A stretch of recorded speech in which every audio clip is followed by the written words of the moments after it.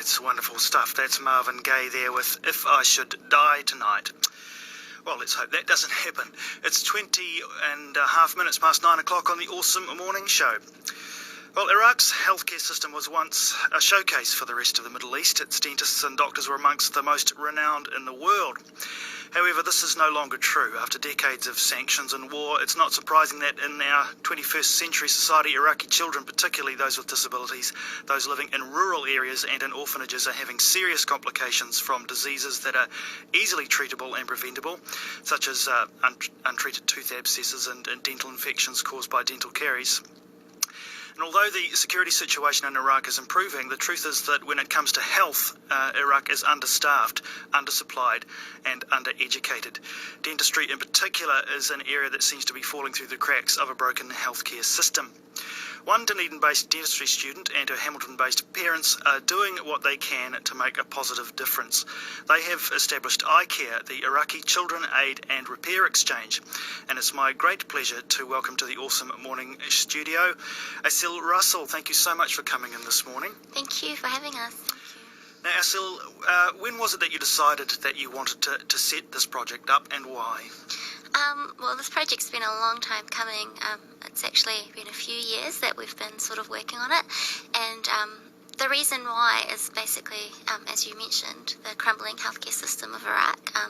It is my country of birth, and although I've grown up in New Zealand, you still get upset when you hear things on the news and when you talk to your family back home.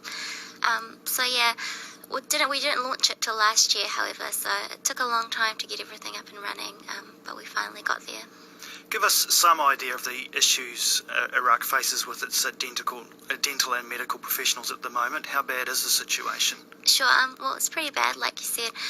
The decades of war and sanctions have basically meant that the country is now sort of at the level of underdeveloped countries. They don't have the supplies that they need, and there's a huge shortage of doctors and dentists to provide the treatment. Now, ICARE has a focus on the children of Iraq. What kinds of dental conditions do those children face that maybe New Zealand children don't? Well, basically, it's a lot of lack of education.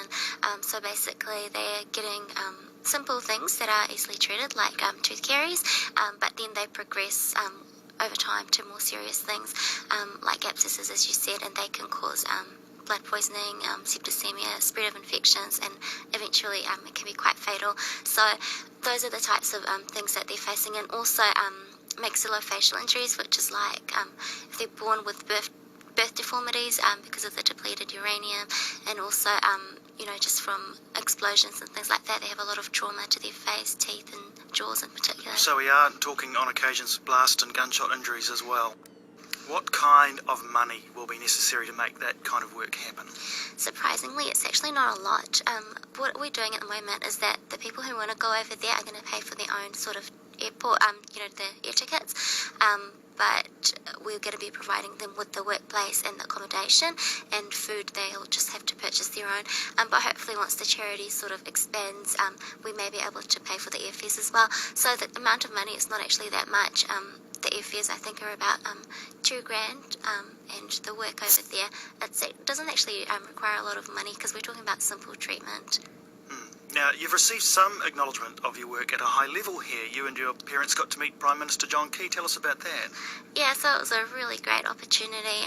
We were in Hamilton at the time, and he was visiting Hamilton. And we just got to meet with him over lunch and talked about ICARE, what we're doing, and he was very supportive, so it was pretty awesome. All right. Well, I'm sure there are a lot of people who are very impressed by what they've heard this morning. What can the general public do to support this cause? Absolutely. So we are after donations because we're a charity, so if they'd like to donate, they can do so through our website. We've got internet banking and donation boxes around as well, and again, that's just IraqiCare.com. And also support-wise, spreading the word, basically, talking about it to everyone, letting people know that this sort of thing exists, because we're basically just a platform for any New Zealander that wants to help the situation in Iraq. Just on a personal level, you're a dentistry student. In what year? Final year.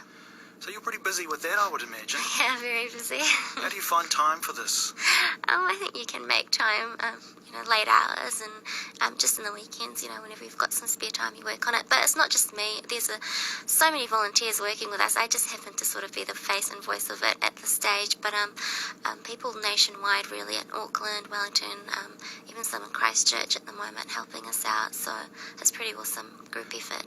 Well, thank you for coming in this morning and telling us just a little bit about your work and all the very best with taking it forward. Let's just remind people one more time where they can go to find out more information about ICARE. Sure, so you can join us on Facebook, just search ICARE, or visit the website, which is www.iraqicare, so IRAQICARE.com. Great. Thank you so much for coming in this morning, Assil Russell, for ICARE, telling us about a wonderful cause. All right, we're going to take a track from Bill Wolfgram now. This is called Maui Chimes.